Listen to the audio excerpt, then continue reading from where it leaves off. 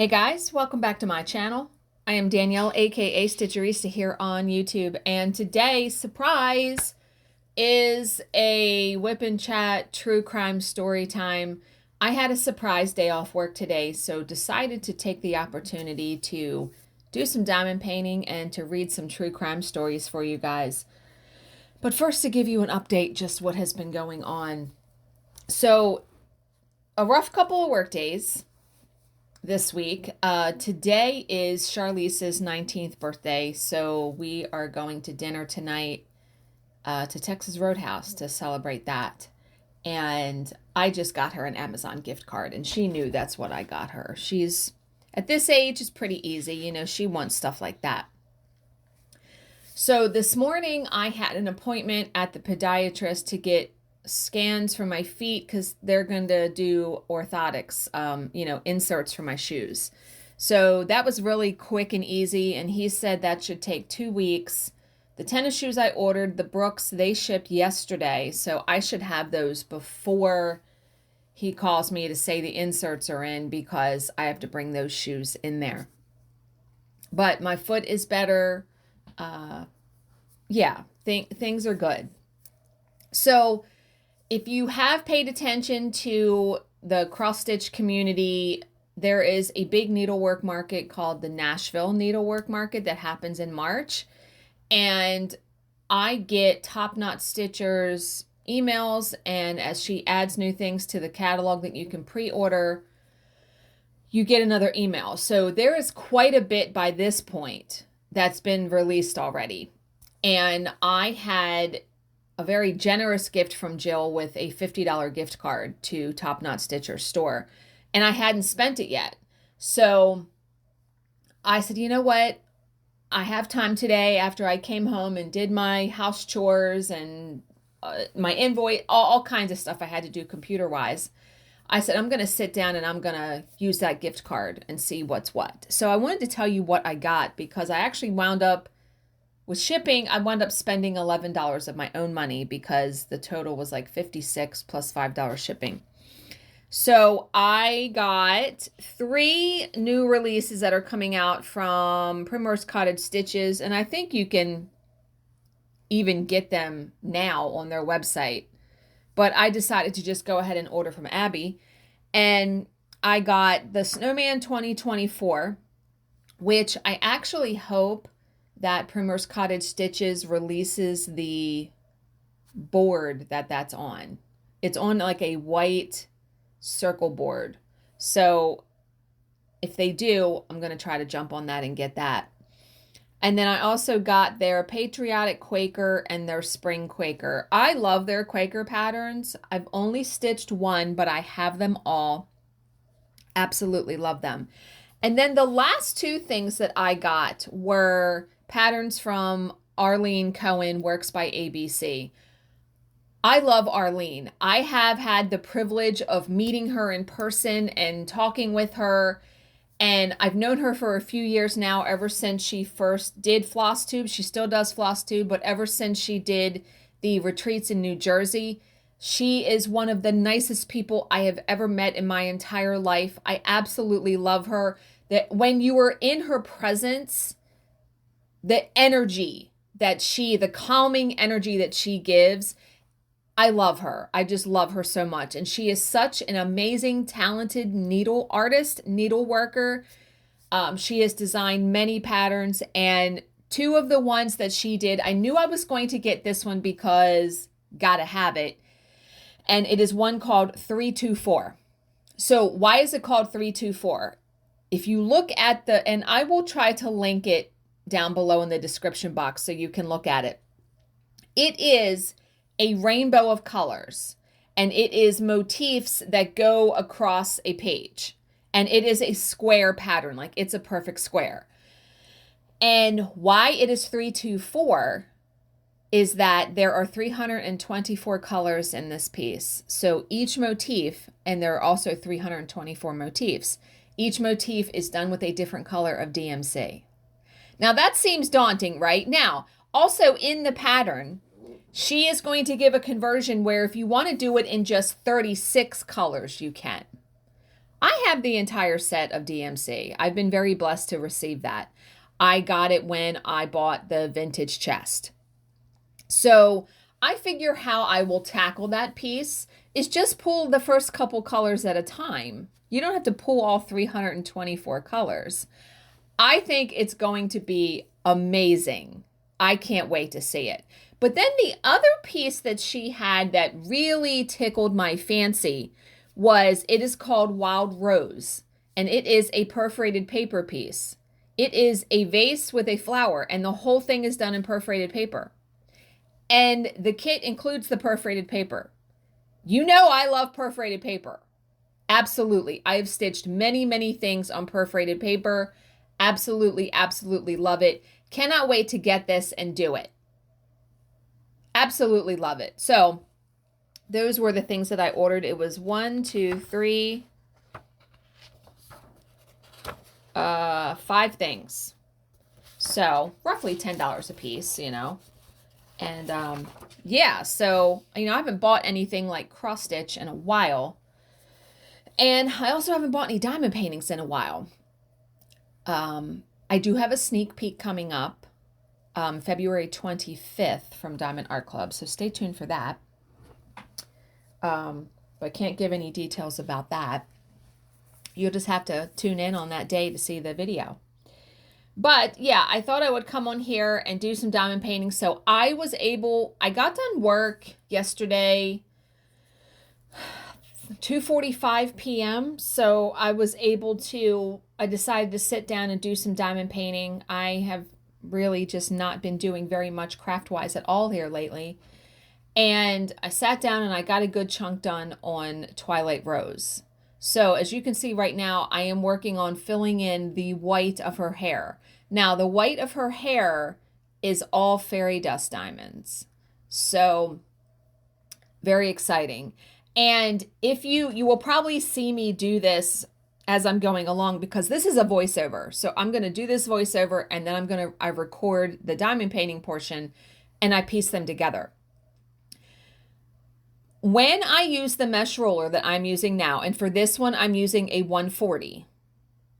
When I'm done a color, I will take my little roller. I have a small, and you're going to probably see me do it if I can finish the white while I'm doing this video.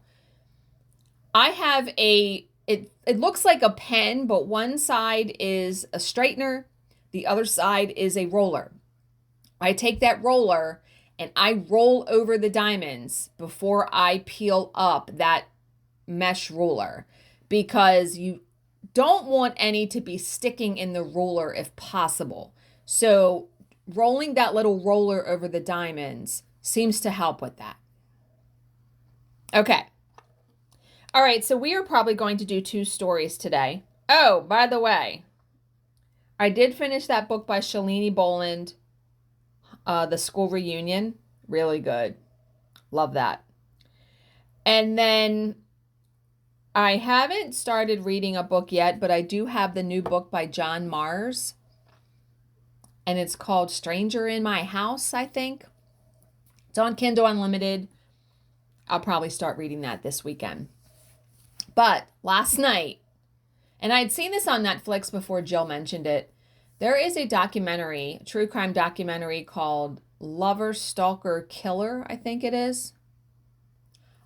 I don't even have words. I don't even have words.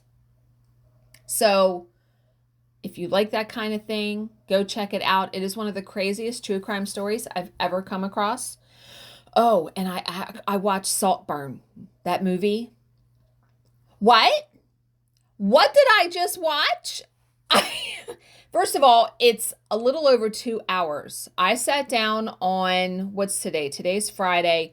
I watched it Wednesday evening. I wish now, but it would have been a lot of recording. I wish I would have had the camera on my face and recorded me watching the whole movie to get my reaction. And then I would have just like cut bits out of it because there are many moments where you say WTF. OMG, like it is wow. Wow, wow, wow. So now I know why people were talking about this movie. And I was just, yeah, I don't even know what else to say about it. Except everyone's like a wacko in that movie. Truly. But wow, wow, wow, wow. Yeah. Okay. Let's get on to the true crime now. The first story is Irene Maslin. To say that Paul Snable and Karen Randall had a stormy relationship would be a gross understatement. Snable was a nice enough guy, a somewhat rough-hewn country boy from Victoria, Australia. Generally, he and Karen got on well, but Paul was also a junkie addicted to amphetamines. That's unfortunate. And when he was using, he was a different person entirely, aggressive and abusive. After enduring one beating too many, Karen decided that it was over between them. Well, good for her, but I'm guessing this is not going to end well. But leaving Paul was no easy matter. Karen had been through this before and knew that he was persistent. Whatever she told him, she knew that he would continue showing up on her doorstep, acting as though nothing had happened. Eventually, he'd wear her down with his promises and declarations of love, and she would take him back. Then the whole cycle would repeat itself. By October 1989, Karen had had enough and decided it was time for a different strategy. She decided to disappear. Packing up her things and her young son in the middle of the night, she quit town. When Snable arrived to see her the next day, he found the house empty and abandoned. Paul, though, was not about to give up that easily. Whatever his faults, he genuinely loved Karen and didn't want to be without her. Over the weeks that followed, he began looking for his former lover, riding his Yamaha 250 off-roader to the many small towns that dotted the area. He eventually struck gold in Marabou North, where he spotted Karen's son walking home from school. Following at a distance, he watched as the boy entered a cottage. Then he parked the bike and approached the house on foot. He wasn't ready to have things out with Karen just yet, but he did want her to know that he had found her. On a scrap of paper, he scribbled a note which he slid under the door. "You make me see red," he had written. Yeah, if you got that note, that you would be scared. Who knows what Snable meant by those words? Most likely, he just wanted to convey his displeasure at being dumped without so much as a goodbye. But Karen interpreted the note differently. She took it as a direct threat to her life. Terrified, she contacted her sister Donna, who suggested that she come over to talk about it. Then the sisters went to visit a friend, Rona Healy. What is happening here? Just give me 1 second here.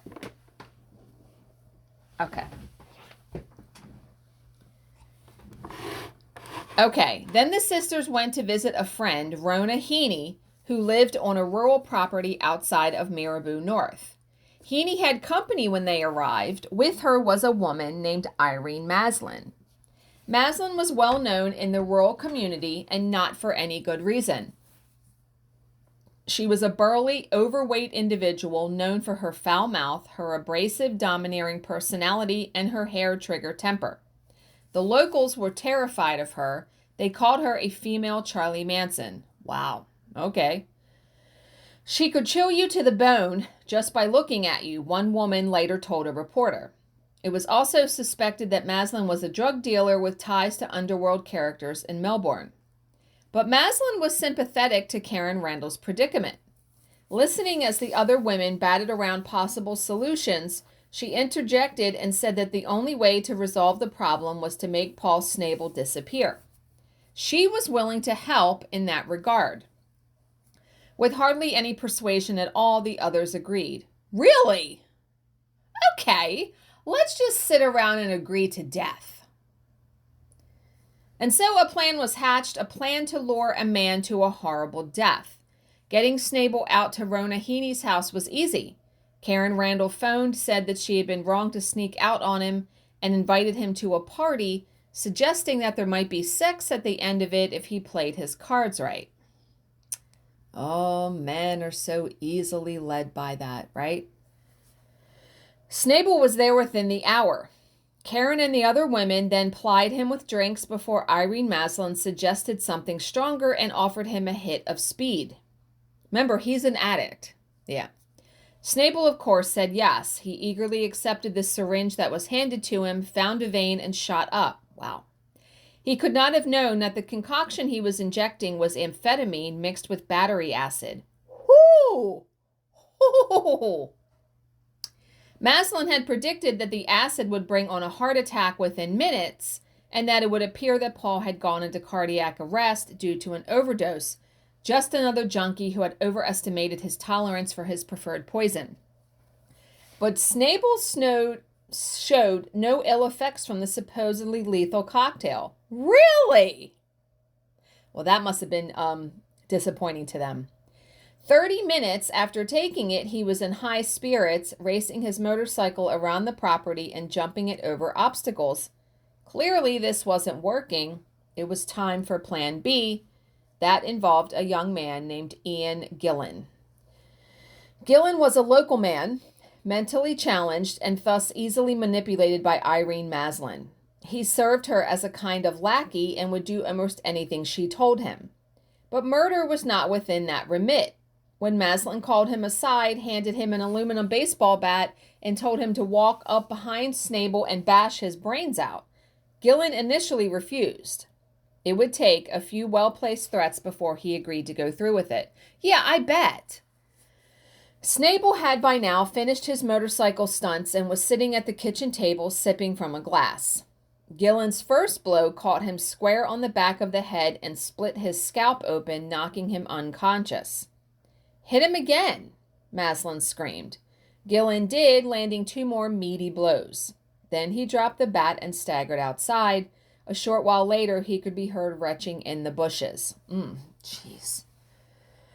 But Gillan's assault had not killed Paul Snable. He was still alive, slumped in the chair with blood oozing from his wounds, but still alive, still breathing strongly. That was until Maslin decided to take personal charge of his extinction. Fetching a plastic bag, she pulled it over his head and secured it in place with a rubber band. Now Snable started to suck in deep breaths, pulling in the bag with each inhalation. As the 4 women watched impassively, those breaths grew progressively weaker, and eventually they stopped. Karen Randall had been freed of her problem. What a horrible way to kill someone. That had to have been an awful way for that man to die. Disposing of the corpse was not a problem in such a remote and rugged landscape. Later that night, Maslin and Rona Heaney wrapped their victim in a tarpaulin, drove out into the bush, and dumped him in a ravine. Snable's motorcycle was also disposed of. It was disassembled by Ian Gillan with the parts scattered at various sites. Over the weeks that followed, a search was launched for the missing Snable, but turned up nothing. Snable was well known in the area and was frequently seen riding his Yamaha motorcycle. It was assumed that he had gone off-road, suffered an accident, and died somewhere in the bush. With a vast search area to cover, the chances of finding him were nigh on impossible. It seemed as though the conspirators had gotten away with murder. But this is where things started to go wrong for them, as they always do. Let's face it. Disposing of the motorcycle in the way that they did would turn out to be a mistake. After some children found parts of the Yamaha at a local dump, the police were alerted to the possibility that this had not been an accident at all, but possibly a homicide. The investigation was revived and soon homed in on Ian Gillan, who was brought in for questioning. It was never likely that the dull-witted Gillan would stand up to police interrogation. He soon cracked and admitted everything. Asked why he had agreed to participate in the murder of a man he had only just met, Gillan said that he was terrified of Irene Maslin and afraid of what she might do to him if he refused her. The murder plot had been exposed, the perpetrators were in custody, and the victim's body retrieved from its makeshift grave. All that remained was for the courts to mete out justice. But the sentences handed out in this case hardly seemed to fit the crime. Ian Gillan was sentenced to 4 years and was released after serving 3. Karen and Donna Randall also got 4 years and spent only half of that behind bars. Irene Maslin and Rona Healy, identified as the prime movers behind the murder plot, each served 10 years of the 15-year sentences that they were handed down to them. They are all now free women. Yeah, that was... I don't even know what to say about that. I feel like a lot of times there are... people don't serve the time that people think they should serve, right? I mean, I feel like for murder, you should be in prison for life. If you did do it. Okay. The next one we're going to read, and then that's going to be it, is Cheryl Lucero. In Sonora, California, throughout the 2000s, Ricky Roberts was the local hero. Ricky was a successful demolition car driver who competed in race meetings at Sonora, Angels Camp, Plymouth, and Pleasanton. He was also a skilled mechanic who built and maintained his own race cars. In short, he was a small-town celebrity, attracting his fair share of adulation, including from the opposite sex. One woman who certainly had a thing for Ricky was 42-year-old Cheryl Lucero, a waitress at the local McDonald's. They're called waitresses? Anyway, where Ricky often stopped in for coffee. Cheryl would almost fall over herself getting to Ricky's table. She would then flirt shamelessly with him, something that Ricky did not exactly discourage. It was clear what was on offer, and in early 2010, Ricky gave in to temptation. He and Cheryl ended up in bed together.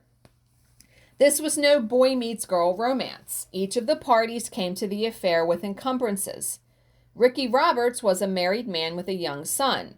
He was also a volunteer officer with the Sonora Police Department and a respected member of the Christian Heights Church. That is not to say that Ricky was without sin. His affair with Cheryl Lucero wasn't the first time he had reneged on his marriage vows. In fact, Ricky's wife Teddy had given him an ultimatum. One more time and she was done. The couple was currently trying to work things out.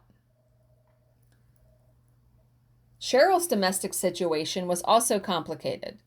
A divorced mother of 2, she had been in a relationship with a man named Chris Tinkham for the past 10 years. Chris had been good to her, providing financial support and accepting her children as his own. Now, though, Cheryl was ready to walk away. One night with Ricky Roberts, and she was convinced that this was the man she was meant to spend her life with. Chris was unceremoniously dumped, thrown out with no explanation. From that point on, Cheryl devoted all of her attention to one goal. She was going to be the next Mrs. Roberts. Now, here's my question.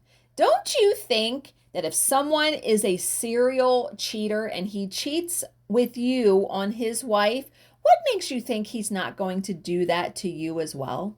I always wonder that, right? Ricky appears to have been ignorant of the precarious position he had landed himself in. He was enjoying the attentions of an adventurous and eager to please lover, foolishly believing that he was in control of the situation. He might have felt differently had he known what was going on behind the scenes. Just days into their relationships, Cheryl had constructed a shrine to Ricky at her house, complete with photographs, items of clothing, and mementos from his racing career. Then she had a demolition derby card with a number U2, Ricky's number, tattooed on her thigh. What? She had also created a mock wedding invitation on a piece of cardboard, inviting guests to the joining in holy matrimony of Ricky Roberts and Cheryl Lucero. Ricky might have been oblivious to these things, but he could hardly have ignored Cheryl's next act of misplaced devotion. A few months into their relationship, she started following his wife around, stalking her as she did her shopping, and she was hardly discreet about it. Cheryl often dressed in Western garb, topping off her outfit with a black Stetson. This was what she was wearing as she tracked Teddy Roberts through the local mall. When Teddy described this strange encounter to Ricky, he knew immediately who the stalker was. The next time he saw Cheryl, there was an angry exchange. "Stay away from my wife," Ricky warned. Still, it didn't stop him sleeping with Cheryl. "You big dummy." The affair continued until February 2012, when he eventually told her that it was over. It had been fun while it lasted, but he was never going to leave Teddy. He hoped that Cheryl would understand. "She's not going to understand that." "No, ma'am." But Ricky was deluding himself if he thought that walking away from an emotionally unstable individual like Cheryl Lucero was as easy as that. Cheryl was devastated by the breakup at first, but she soon recovered her resolve. She and Ricky were meant to be together, and if he didn't realize that yet, she was just going to have to make it plain to him. She started following Ricky around, parking outside his workshop, tracking him at a short distance whenever he drove anywhere. On several occasions, she approached him directly, acting as if nothing had changed between them. "Let's take in a movie," she would suggest, "or why don't we go to dinner?" These encounters were taking a toll on Ricky, so much so that he eventually consulted a police buddy for advice. He was told to file a complaint so that there would be a record should he ever need to obtain a restraining order. But of course, Ricky was never going to do that. Filing the report would mean admitting to Teddy that he had strayed again, and that would likely spell the end of his marriage. What Ricky had failed to mention to his cop friend was that the stalker was his ex-lover. What he had failed to mention was that she was dangerously obsessed with him. At around 7:45 on the morning of Sunday, February 16th, good Lord, that is today's date, February 16th, 2014, Ricky Roberts left his home in Sonora to drive the short distance to his workshop about a block away. He promised his wife that he would be back by 10:30 to pick up their son from the morning church service. But Ricky would not collect his son that day, nor ever again. Just after 10, as he was washing up and getting ready to leave, he had an unwanted visitor. Cheryl Lucero strode purposefully in and stood blocking the doorway framed by the light. Ricky was about to ask her to leave when she drew a gun. A short while later, the occupant of the neighboring property heard two closely spaced shots. Ricky Roberts was found lying on his side on the cold floor of his workshop, a pool of blood spreading out around him, crimson red against the flat gray of the concrete. The pathologist would later determine that Ricky had suffered 2 gunshot wounds. The first of these was a mere graze, a shoulder wound that had left a shallow crease in the flesh. The kill shot was delivered by the second bullet, which had slammed into his chest, punched through the sternum, and ripped through his heart, tearing up veins and arteries on its path. From the trajectory of the bullet, it was clear that Roberts had been on his knees when he was shot. His killer had forced him to kneel and then executed him in cold blood. But who had killed the local hero? There was one obvious suspect, the woman who Ricky had spoken to his police buddy about, the stalker. Investigators soon determined that the woman in question was a local waitress named Cheryl Lucero. Brought in for questioning, Cheryl initially denied any involvement in the murder.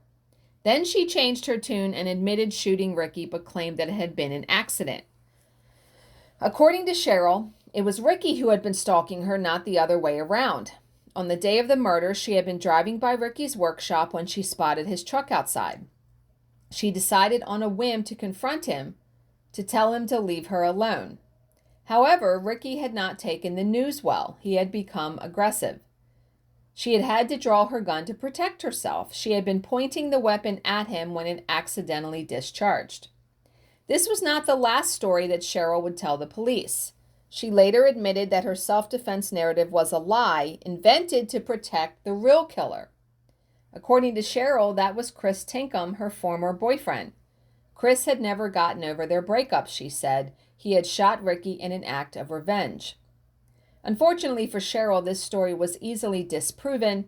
At the time of the shooting, Chris Tinkham was at work surrounded by colleagues. Cheryl Lucero, as we have already determined, was an obsessive woman, a fantasist, and builder of shrines. Now her compulsions would come back to haunt her. As officers searched her house, they discovered a piece of evidence that answered one of their most pressing questions. Ricky Roberts had been shot twice, and yet only one shell casing had been recovered from the crime scene. what had happened to the other. It turned out that Cheryl had picked it up and carried it away with her. Perhaps she had intended to keep it as a memento of the lengths she had gone to for love. Instead, it condemned her as a killer. By the time the matter came to trial in August 2015, Cheryl Lucero had abandoned all of her rationalizations in favor of simple denial. She entered a not guilty plea and stuck to her guns, even as the prosecution built up a formidable case against her. It was not a winning strategy. Found guilty of first-degree murder, Lucero was sentenced to life in prison. Parole was not ruled out, but Cheryl must serve at least 50 years before she is eligible. By then, she will be in her 90s, so she probably will die in prison. So, I hope you enjoyed this impromptu true crime story time in both of these stories. As always, if you have any questions, please leave them in the comments section below, and I will answer them to the best of my ability. Thank you so much for watching and subscribing, and I will see you in my next video. Bye, guys.